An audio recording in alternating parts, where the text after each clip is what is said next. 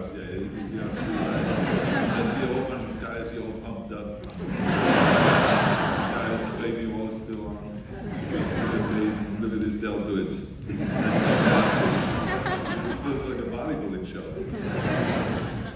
Well, considering we're back here in New York, I thought we'd start. When I was in your office a couple weeks ago, I saw some of some evidence of your Warhol days. I wonder if you had any Andy Warhol stories, given that we're here in New York. Well, first of all, let me just say thank you very much for doing the moderating here today. My pleasure. I really appreciate that, Ryan. And you've been someone that I've been looking up to. You're such a great author and best-selling author, not only in America but worldwide. This is where the action is, of course, in the global economy. And I also want to say thank you very much to Tom for the nice words that he said in the introduction and having me here. So thank you very much, Tom. And he also promised me that he's going to take me around the Statue of Liberty with his boat. Yes. You know, not everyone can afford a boat or a ship. And then take you around like that. So I'm really looking forward to it. You took that trip already, right? Yeah. Yeah. They say you should only get a boat if you can afford 5 boats. Well, we don't have to worry about him, so that's for sure. But anyway, so thank you, Tom, for being so kind and receiving us here with open arms. So thank you very much. And it's great to be back in New York again, and to do this here in New York. It's I cannot believe how many people there are here. This is totally packed, and it reminds me a little bit on 1976 when I was doing a posing demonstration at the Whitney Museum. So someone had that idea, I think it was Bobby Sierra, who was then a good publicist, one of the top publicists in America, and he said we should go to the Whitney Museum because you always talk about the bodybuilding being like an art, like you're sculpting your body. And I think we should invite the top 10 art historians to the Whitney Museum and to have them discuss then afterwards, is it art or is it not? And how does it tie in with all the sculptors? Have a discussion about that, and the press will write about it, and they will give bodybuilding a lot of publicity. And so the people at the Whitney Museum said, I don't know if anyone will show up, to be honest with you. This is a little bit odd, even though we do odd things here in the Whitney Museum, but this is a little bit too odd. But anyway, so they went ahead and did it. In the evening when we had the event, there was like thousands of people lined up outside to get in. And of course they couldn't get in. But so they took out all the chairs that they had and everyone was sitting on the floor so they could cramp in more people. There was in the middle of this space, there was a dais, a round dais, and the electric dais that was rotating around slowly. We were hitting very artistic shots, like sculptures, right? And the art historians had then this discussion and all. It was a very, very successful event. So it was like packed. And this reminds me a little bit of that atmosphere. It's a really great atmosphere here, and just also a lot of people. It's wonderful. Anyway, to get back to you. So Warhol? I spent a lot of time in the 70s in New York because we were always raising money for the documentary Pumping Iron.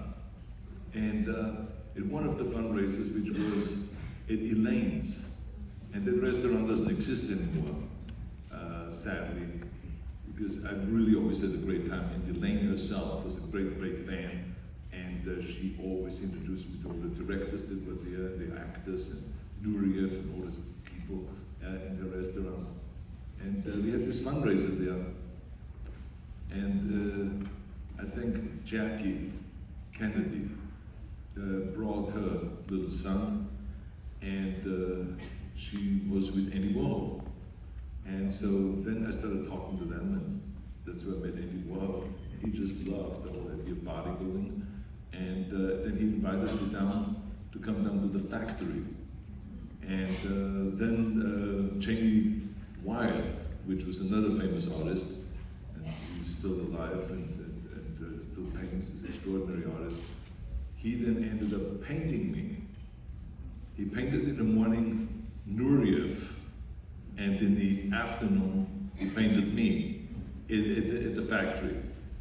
Andy Warhol was coming in and out and doing his thing, and we always had a really great time there, and it was very entertaining. I was there for 3 weeks when he was doing the painting of me.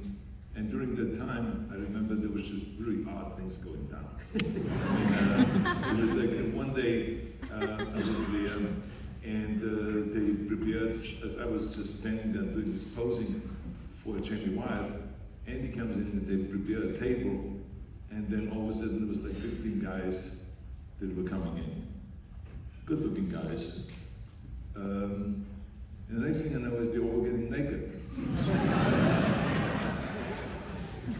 So I look over there, they're meeting the pose.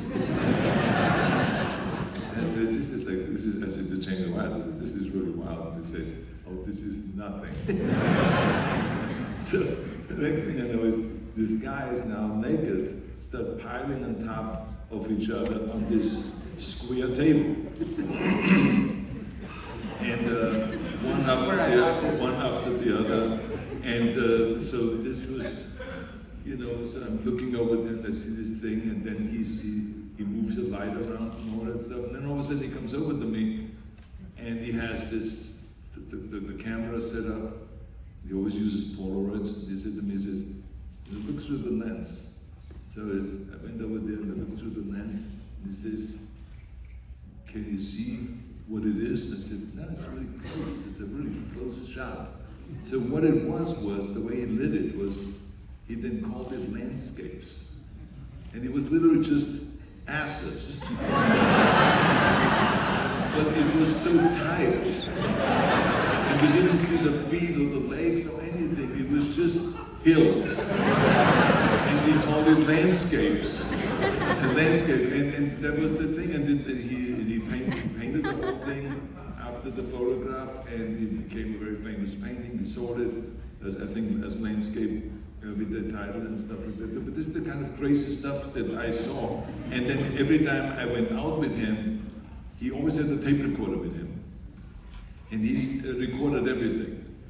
And he even put me on the cover of his magazine, the Interview magazine, which I've been on, I think, twice or 3 times since then. But it was really fantastic. He became a really big fan, and he was really a big believer.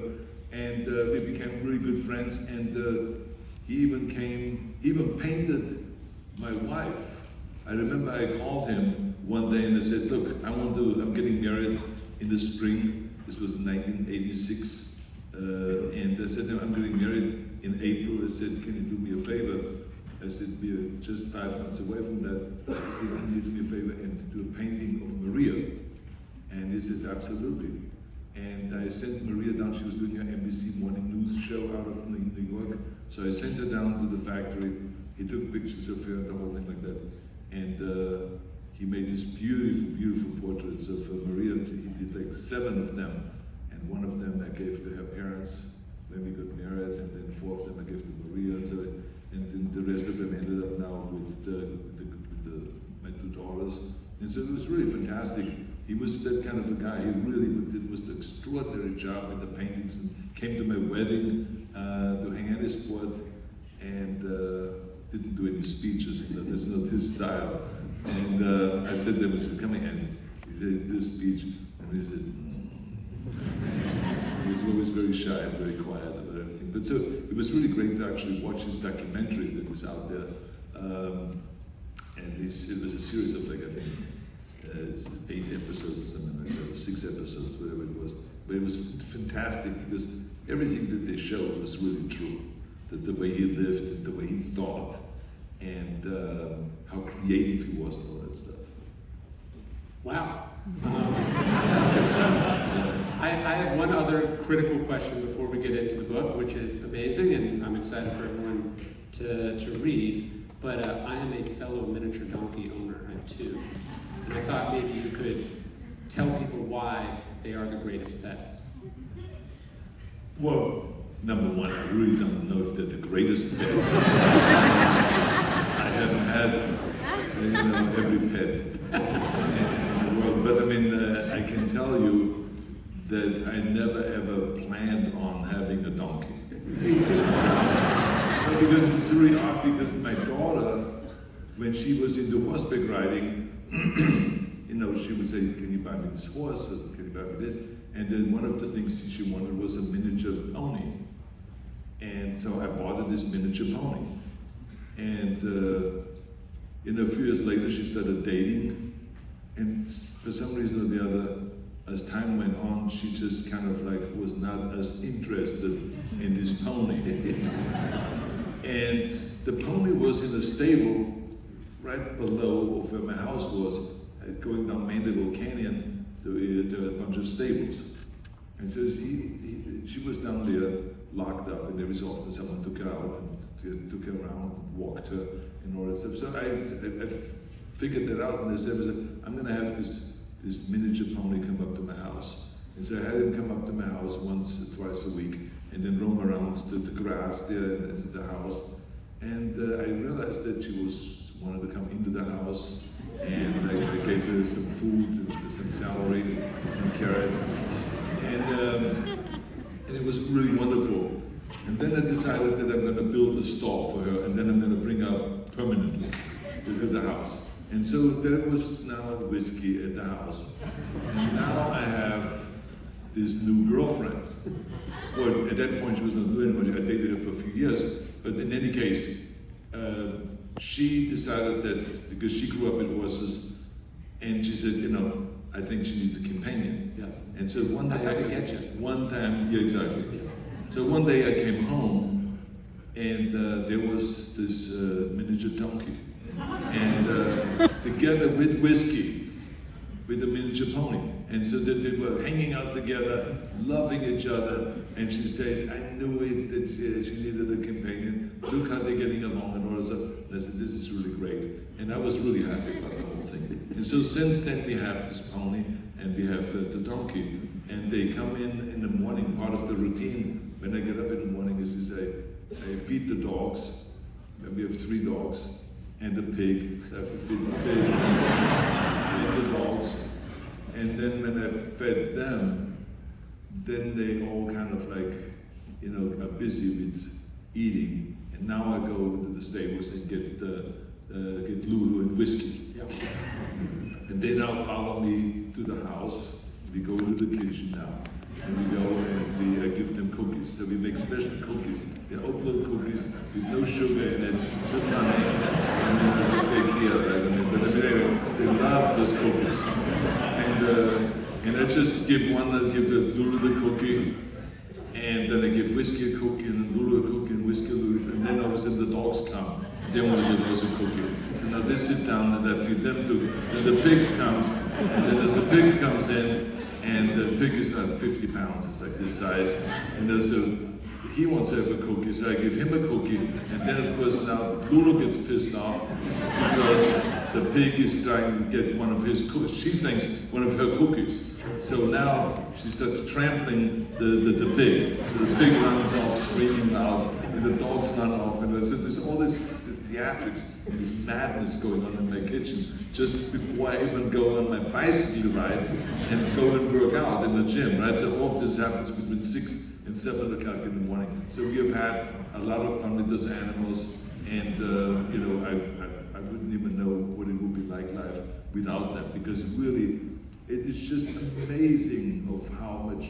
joy animals can bring to your house, if you have the space, you know. So if you have an apartment, it maybe just works with a cat or a little dog or something like that. But if you have a house, and if you have the property, you have like 3 acres of flat land there, and they run around, all those animals, and then eventually you have to lock them up, because otherwise there's certain animals like the horses, they just keep eating grass all day long until they get like really fat. And the pig is the same way. The pig just wants to eat. So I just, you know, they dig on the ground and all that stuff. So you just have to kind of put them in the area where there is no food, so that you kind of protect their body weight a little bit.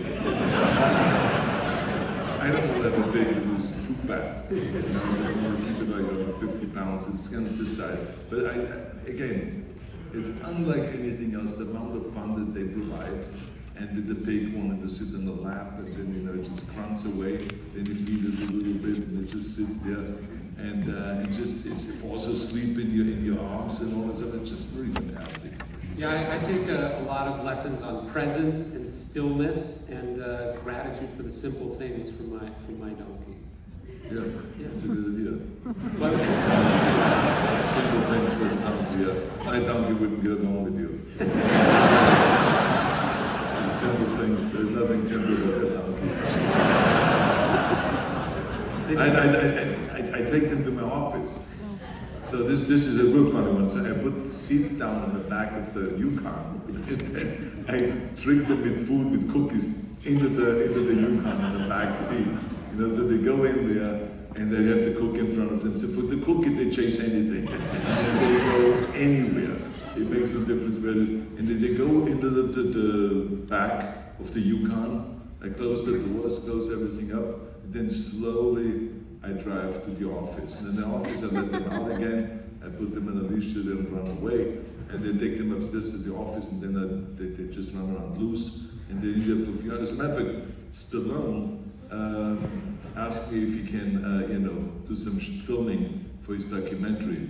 And so he said, can I come over to the office? And I said, yeah, come to the office. So I brought the donkey and the miniature pony I brought with me to kind of confuse him a little bit. So he was like totally shocked when he came into the office, and Whiskey was on my left side, on my right side, and Lula on my left side. And they were having carrots and chopping and eating away on the carrots and stuff like that, and then the cookies. And he came in there and he looked at me and said, I said, relax, like. I said, this is an everyday occurrence here. He blew him away, he saw that. Well, I was going to ask you sort of about your morning routine, but I feel like I just got a perfect sense of what it's like to work out as huge. Well, that's a morning routine, and then right after that, but it's like, because I believe very strongly in waking up and not thinking. We talked about that, just don't think.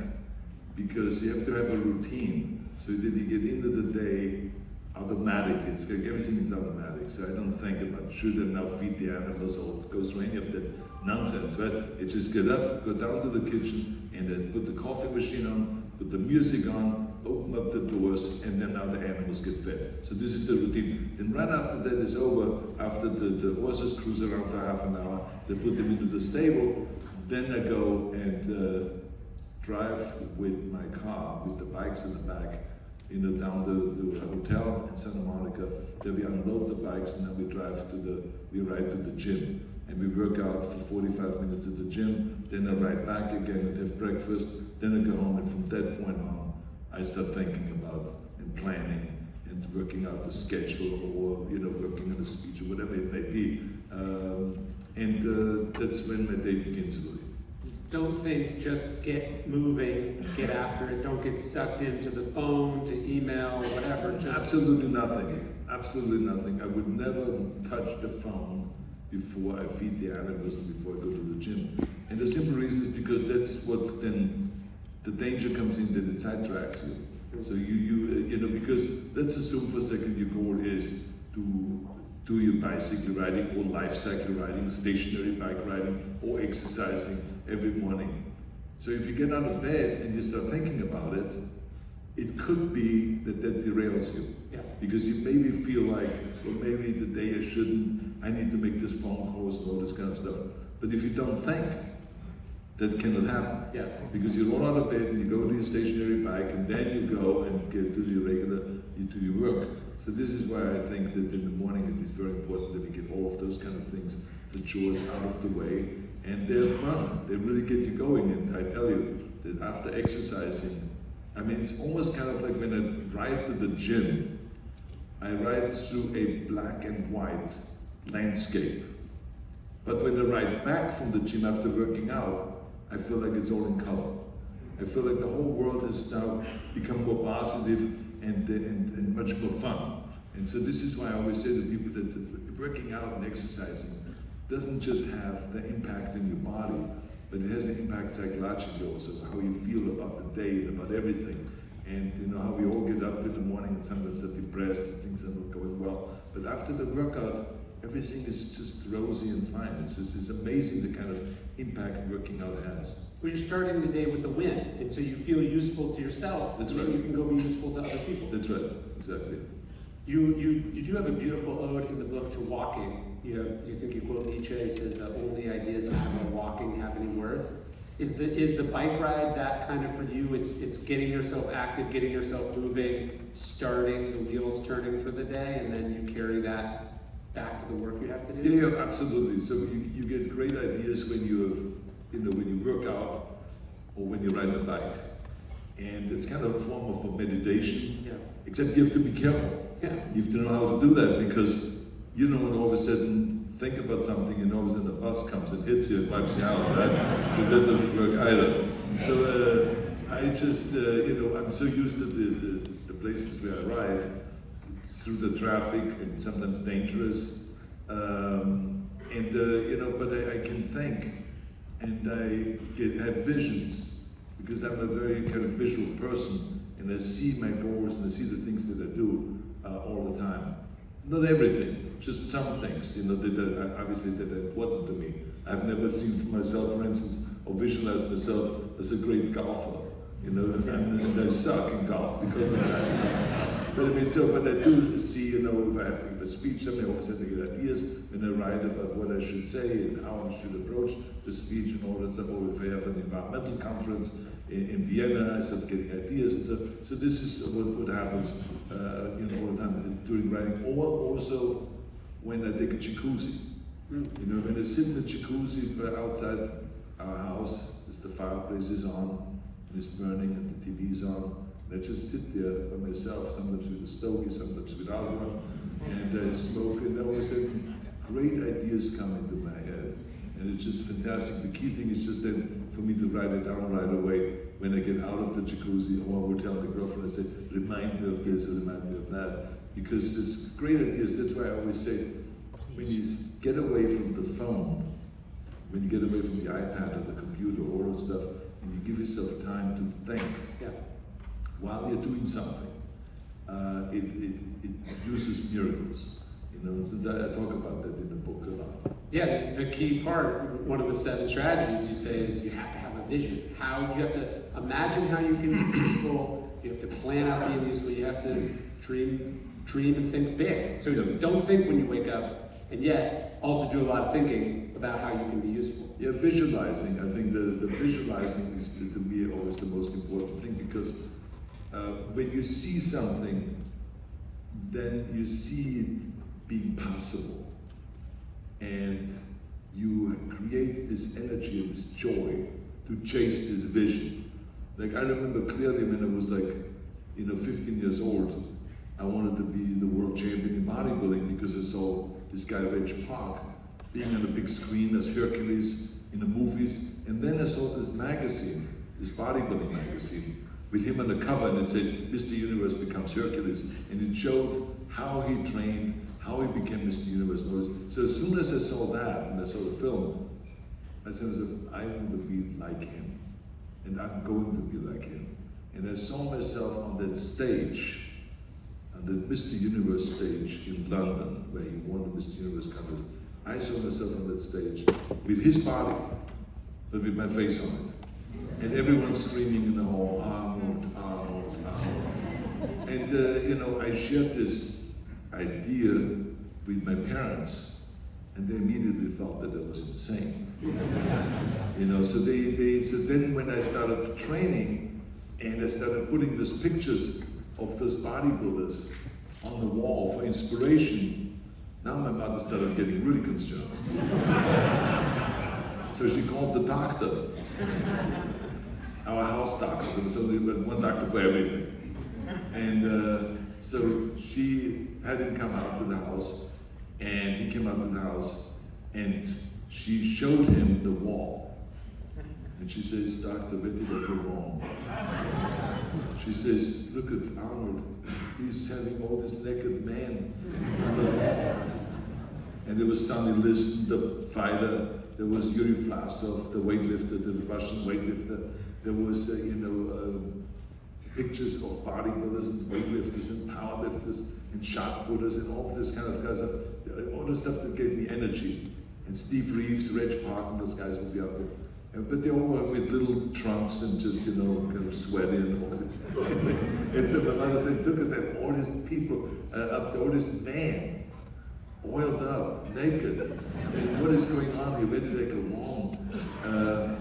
Because his friends all have girls on the wall.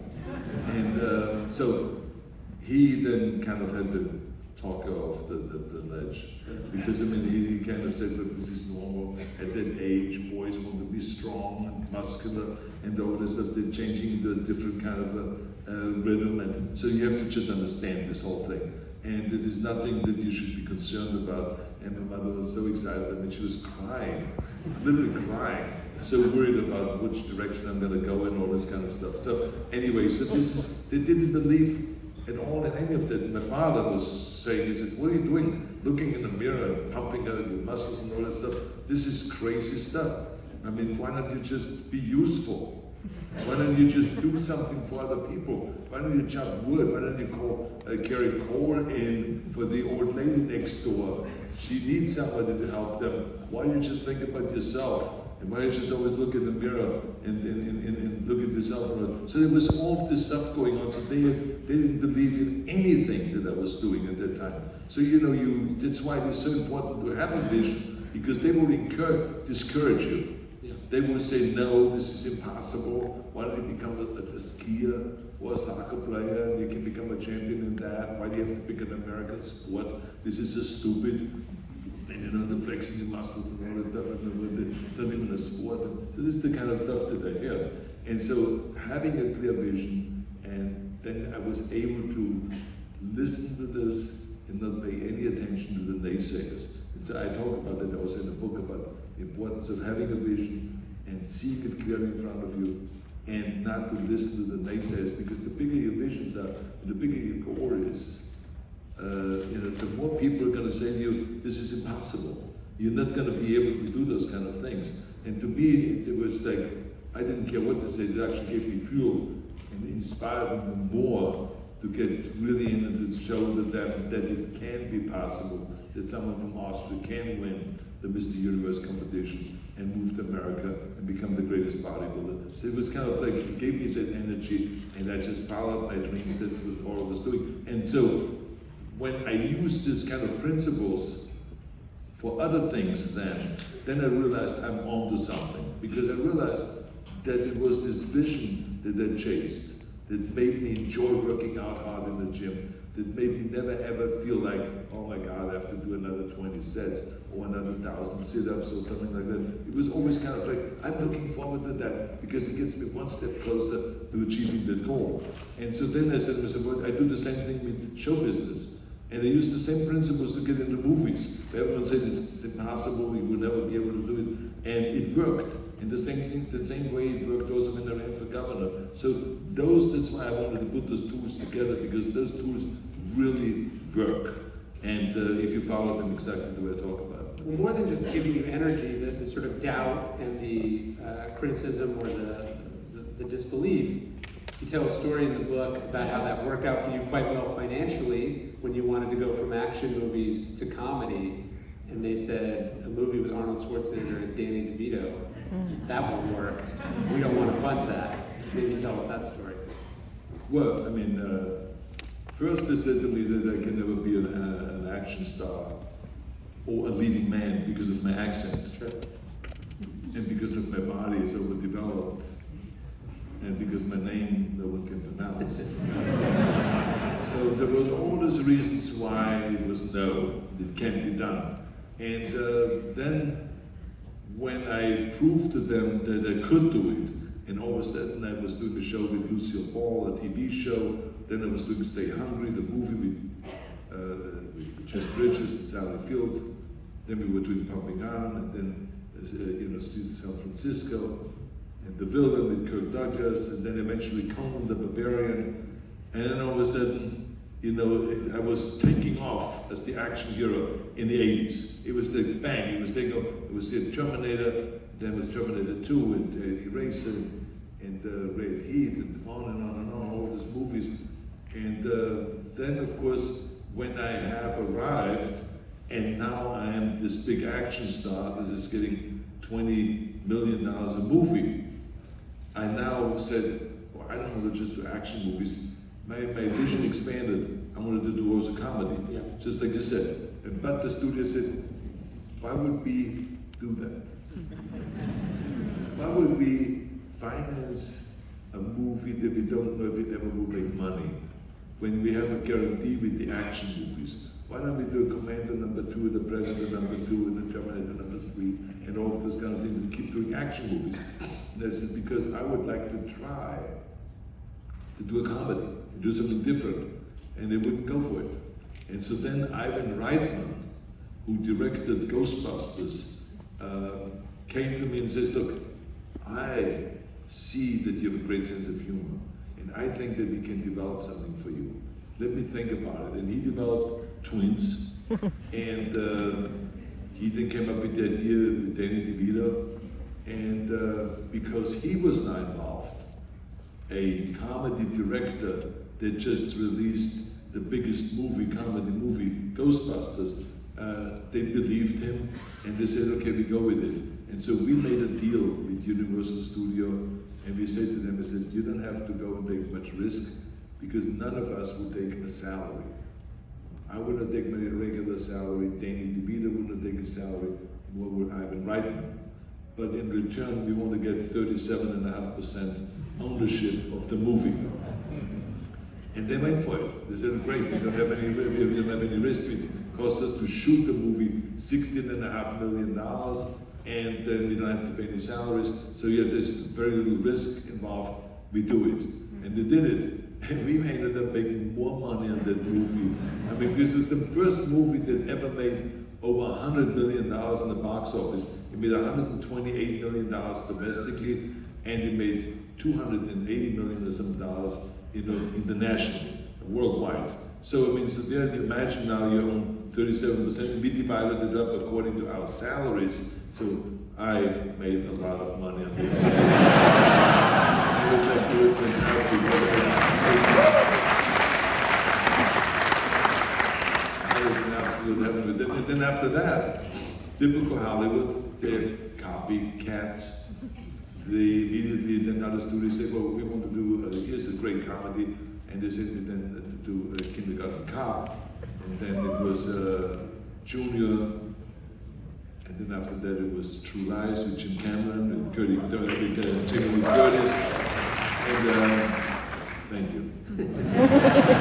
But anyway, so then all of a sudden I got offers for comedy and for action movies, but it's always like that. You always have to fight, and you always have to kind of believe in yourself. I totally believed that I could be in the movies and I could be a leading man. I felt that then when I was doing that I could become an action hero and also a leading man in comedies. And I did that, so I was really happy about that. But I tell you one thing, no matter what we talk about here, with all of those principles and everything like that, the bottom line is only in America. Yes. I swear to you, only in America. Because every single thing that I've ever achieved in my life, whether it was in bodybuilding, or in show business, or with the governorship, or with the USC Schwarzenegger Institute, or environmental kind of events that I have worldwide, it is like I've only been able to do those kind of things by being here in America and building myself up, because America is truly, I've seen it firsthand, the #1 country with the greatest opportunities in the world. And I can always tell you that I travel all over the world, and people come up to me all the time and say, even today, as much trouble as we have, but people come up to me and says, can you please help me get to America? Please, can you help me write a letter for immigration service so I can get my visa? There's no one ever that came to me and says, can you help me get into Russia?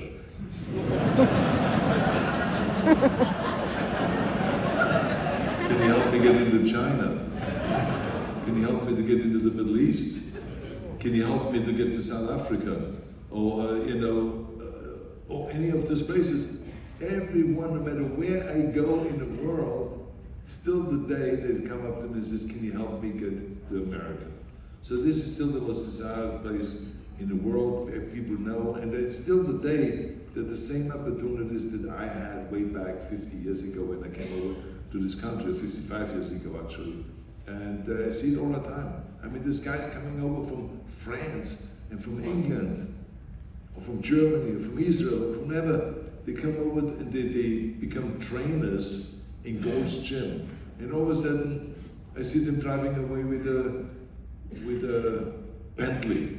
I said, what the hell happened? 2 years ago, he came to me and he says, can you help me get a job here as a trainer? And now, the guy's getting $100 an hour. He works 15 hours a day, and add that up. And he's driving around nice, beautiful sports cars. He's a Jaguar, and he's a Bentley. And I said to myself, this is what is going on here in this country. Nowhere else. You can go to Austria and be a trainer all you want. You're never going to drive your Bentley. You're never going to drive a Jaguar, that I can guarantee you. So this is people should just know, because there's so many Americans that don't understand how an immigrant feels about America and why we love to come over here, because it is the greatest place in the world. Exactly.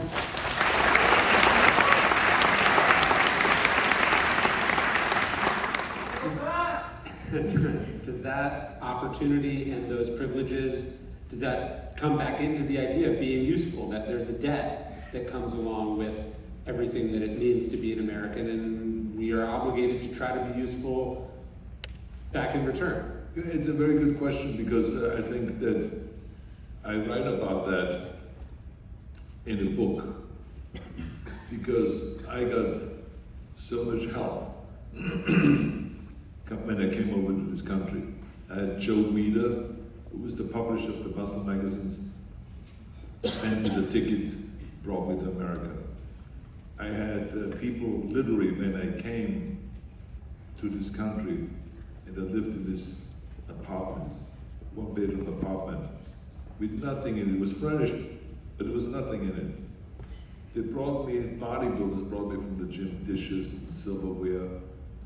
They brought me a black and white TV, they brought me sheets, pillows, and all of this kind of stuff. It was absolutely extraordinary. Even a radio on the side of my bed. It gave me this beautiful radio that I still have today at my end table.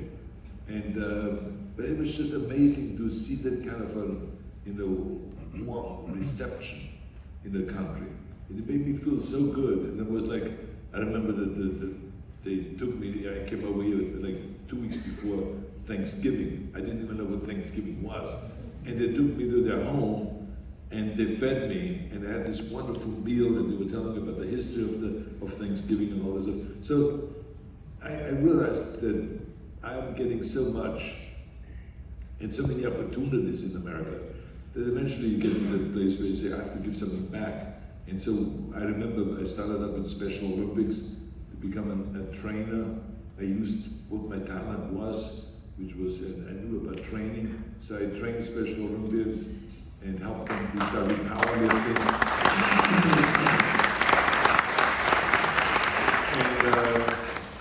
And we started the powerlifting not only in America for Special Olympics, but worldwide. And so this was a huge, huge hit. And then because of that work that I did, President Bush asked me to become the chairman of the President's Council on Physical Fitness. So I traveled through all 50 states in the United States to promote health and fitness amongst our youngsters in school, in public schools. And that was really fantastic. And then that's what made me aware of that we need after-school programs. And I saw those kids roaming around after 3 o'clock when the school was over. And I realized that between 3 and 6 o'clock in the afternoon is the danger zone for kids, because there's no one home. But 70% of the kids come from homes where both of the parents are working, so there's no one taking care of those kids. So I felt like the only solution is that to extend the school day and to create after-school programs. And so I started creating a foundation and an organization, and this was like 30 years ago. And I started really working very hard and then passing an initiative in California to get an extra $500 million for after-school programs to help those kids, because they say this is the danger zone. It's with 3 and 6 is where juvenile crime happens. This is where teenage pregnancy happens, where kids get involved with drugs, with gangs, with violence and all this. And it costs society a lot of money when those kids get incarcerated at that age. And so we can do better than that. As a matter of fact, the Rose Institute in California did a study that said for every dollar we put in an after-school program, we gain $6, we save $6 down the line. So it just shows you. So I went to the legislators, we saw that idea, we got $500 million in California extra for after-school programs. I'm raising worldwide money for this cause. As a matter of fact, we had just this last weekend on Saturday, we had Oktoberfest in the house. It was a fundraiser. It was a poker tournament where we invited 40 poker players with their wives, and they came and they paid $50 each, which was like $2 million. And then we auctioned off items, movie items of mine and other items that people donated. And we raised $7 million for after-school programs for our children. So to me, giving back and doing something for your neighborhood, for your city, for your country is always important. And that's what led me actually eventually to run for governor, become governor of the state of California. Even though people say that you're crazy, I mean, you make $20 million a movie, and you're gonna turn down this $20 million, 2 movies a year, and you're gonna be stuck in Sacramento for 7 years. This is insane. But I didn't think that way, because I said the money that I've made, I made because of America. So it was time to give something back, and so it didn't bother me at all to take myself out of circulation for 7 years and to run the state of California. And I felt like honored that I was chosen to be the governor. And it was one of those things that I talk about, that when you recognize that you're not a self-made man, because everyone always says Arnold is the perfect example of a self-made man. I always say, no, you can call me anything you want, but not self-made man, because just along the governorship, 5.8 million people voted for me. How can I say I'm a self-made man? I didn't make myself governor. It's not a dictatorship or something like that. It was, the people voted for me. So there's 5.8 million people right there that helped me become who I am.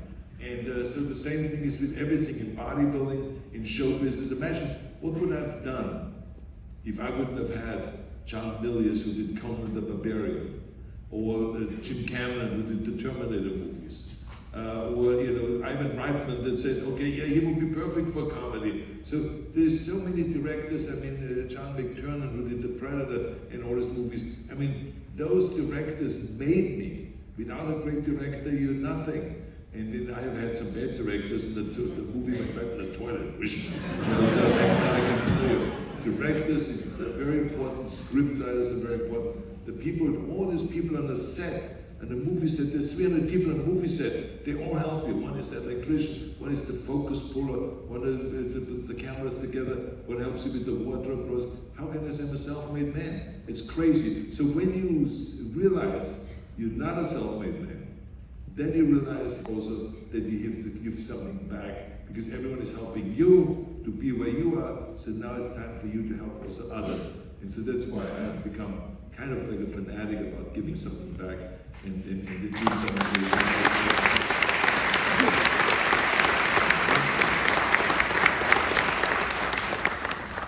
We have some audience questions, but selfishly, before we get into that, I wanted to ask you, I've got 2 young kids.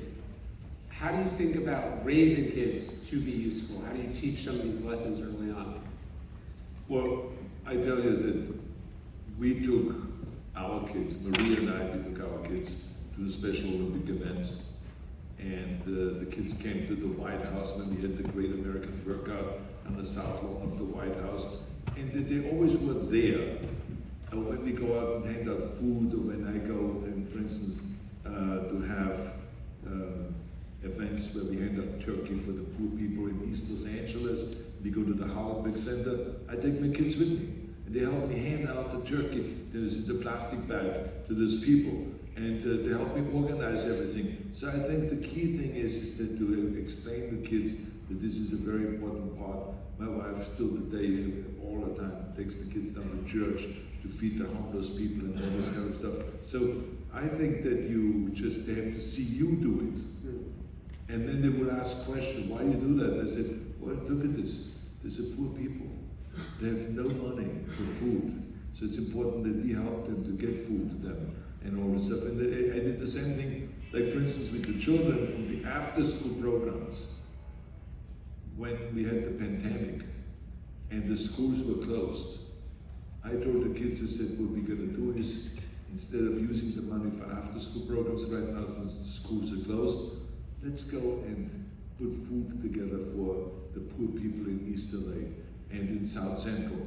And let's go and deliver food. We organize trucks, and those kids are all working to put the food together for them, and the apples, and the bananas, and the this and that, and then we put those bags together, and it was fantastic to see 20, 30 kids in this room packing up everything, with their little masks on and all that stuff, but packing up everything, jumping into the van, and then some grown-up would then drive them around to these various different homes and deliver food. So this is how kids learn. They see that this is important that we help one another. And I always tell people, I said, don't ever give me this line. The most common line you always hear with people is kind of like, well, I don't have time to work out, which we know is bogus, right? Because we have 24 hours a day. Sure. And then also like, well, what can I do? I mean, I don't have anything. I'm not rich. I cannot donate money to a charity or something. And I said, well, have you ever thought about that maybe you're a good reader? Maybe you want to go to an after-school program and tutor reading, because what the after-school programs are all about is to help kids after school and to tutor them and to help them with their homework and to give them homework assistance. So I said, you can go to any school and you can help them with the reading, with the writing, maybe math or something, give some skills. I said, you can help people when there is election day to drive them to the polls so that they can vote. There's endless amount of things that we can do where we can reach out and help. I said, so get your act together and just do it. You don't have to always say, well, what can I do? This is nonsense. Every single one can participate in that and can do something about it. And I always tell people, don't sit in front of the TV and complain how terrible things are out there in the world. Because I always say to them, I said, what do you do about it? When my kids go to me, she says, oh, God, isn't it terrible? Look at all these homeless in Los Angeles. And I said, and? What are we going to do about it? What are you doing about it? I said, I already created 25 homes for homeless veterans in Los Angeles. That I bought the homes, these miniature homes, so they have a place to live with a bedroom and a place to live. I said, I created 25. I said to help 25 people. I said, what are you doing? And so this is what we're talking about. It's like, let's go out and do something. What can you do? It was a video, you probably saw it. I was a man walking in the street because of our house. There had those holes, those potholes, for a month. And I said to my quarter city, and I said, when are you guys fixing it? Oh, this is a special service hole. And still we need to keep it open. Bullshit, right? Typical city nonsense. So I said, well, this is now 3 months already that we have those holes. When are you going to go and close it up? Well, we still, there's a lot of things that are damaged because of the rain and all that stuff. And they had excuses and excuses. So I went out, and just because I used to do construction work with Franco Colombo, which I write about in the book, that even though I was Mr. Universe, Mr. Olympia, I was still doing construction work to make a living, because in bodybuilding there was no money at that time. So, but in any case, the bottom line is, I know how to do construction, so I went out and got asphalt, bought the asphalt, got my friend, got a shovel, and we started paving those holes, filling up those holes. It was 5, 6 huge holes where bicycle riders were wiping out. And then all of a sudden the city said, Well, it was not done correctly. Then I said, okay, I think it was done totally correctly. I said, if you want to prove about it, I said, come out and fix it. Well, they came out the next day, they checked it out, and they realized that it was done perfectly. They didn't touch it, and they didn't touch anything. And here we were paving the things, and we were fixing the roads without going and complaining about it and whining, oh, the city's not doing this, the city's not. Yeah, they're idiots for not doing it. They're lazy bums for not doing this. But I mean, and they had all kinds of excuses. But I mean, the bottom line is, I did it. I went out and did it myself. With the age of 76, I went and shoveled, and I stand there and fixed the road. They did the same thing as I did, because that's what it's about. Let's not complain, let's just think about what can we do to change things and make things better. That's what it's all about. What's the worst advice you've ever received? You know, I cannot think of any worst advice that I've ever received. I just remember that I received bad advice with an investment. That was the first investment that I made when I came to the United States, which was to buy land in the Antelope Valley, where they're supposed to build a supersonic airport. So I said to myself, okay, I saw it here in the papers that the plan is to build a supersonic airport, which is around 60, 70 miles away from Los Angeles, so you know the Antelope Valley. It's near Lancaster, in California. And so I bought land there for, I think it was $15,000. So I had $5,000 and I put that down and the rest of it I paid off. And then all of a sudden, 2 years later, they decided that they would never build the supersonic airport because it was against the law to create, supersonic booms over land. You can only do it over the ocean. And so this whole idea of supersonic airports and airplanes was out the window. And so the guy came to me that sold me the land and said to me, he says, hey, I think that the only way you're going to lose money on that one is if you keep it for your grandchildren. So I was like, okay, I don't need the money, I don't need to sell it. I said, at that point I was like kind of like making new money. And so I kept it. And so this $15,000 property is now worth $1.5 million after all of these years, but it took 55 years. I can say it is the worst advice that I've gotten, and I still made money on the whole thing. I've never lost any money on any investment, that I know for sure. So given that, and given the extraordinary success you had, what keeps you motivated to do new stuff, to write books, to start new initiatives? What keeps you going? Well, it's exactly that. And what you just said to me, it's like, there's a story that I talk about in a book about this guy, Hillary, that climbed Mount Everest. And one of the things that caught my attention was because when he climbed Mount Everest, he was the first human being to climb Mount Everest. He's up there and he's at this peak. And then when he comes back down, he's being asked by everybody, I said, what did you think about when you were up there? And wasn't it a great feeling and all this stuff? And he said, I looked out and I saw another peak. And I said to myself, I wonder what it would be like to climb that peak. And so that says it all. It's like, I have always believed in a philosophy of staying hungry. So to me, as soon as I climb a peak, as soon as I accomplish something, I always feel like, okay, what's the next thing I can do? And so there's always a set goals, that have certain visions in front of me that chase this vision. And it's like going, from Mr. Universe to go to become an action star, to go to comedies, to go to charity events and to run for governor, and to create environmental conferences, to do things with the after-school programs.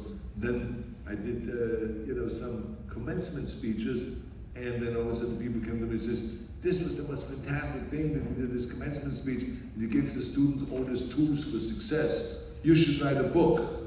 So of course I ignored that for 10 years. But then eventually I said to myself, maybe I should do it because I do travel around the world and I talk about, give success speeches and give speeches about pumping people up and motivating them and letting everyone know that everyone can be successful or more successful and happy and fulfilled if you follow certain rules.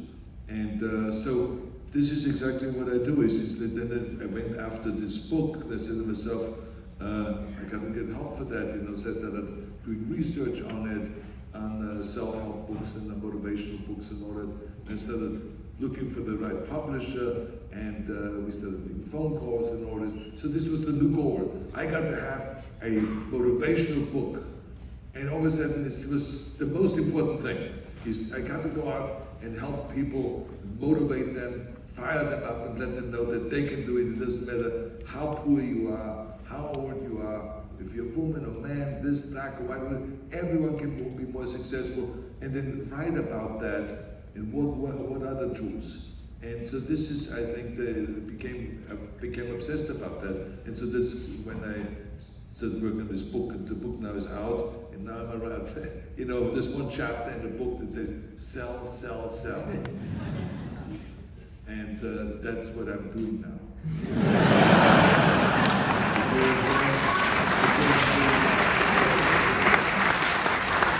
I'm traveling around the world, and the publisher, they are very smart people, and they know that you have to make the money back because it's a huge investment to publish a book like that.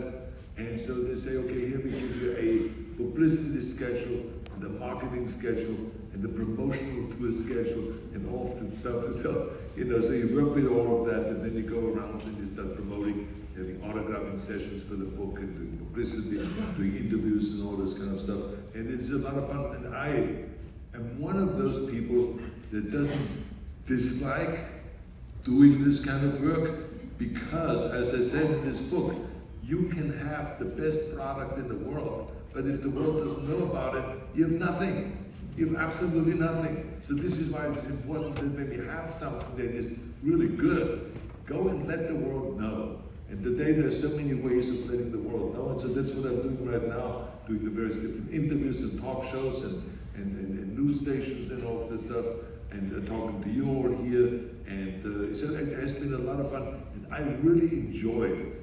Every moment of it, because again, I see everyone in the world having this book in their hand.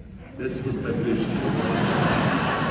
And so therefore, I'm out there promoting, I'm out there talking about it and all that stuff. And it has been a lot of fun, because there's a reason, when you sit down for an interview and you may be exhausted, you're tired, that you don't say to yourself, I'll have to do another interview. No. I'm looking forward to it. I can reach with this interview another few million people, with this interview another few million people. So there's great enthusiasm and fun. And then, all these people you meet on the road, it's fun anyway. So I've been having a great time with all of that. Well, you're infectious. The book is amazing, and thank you so much, and thank you all for coming.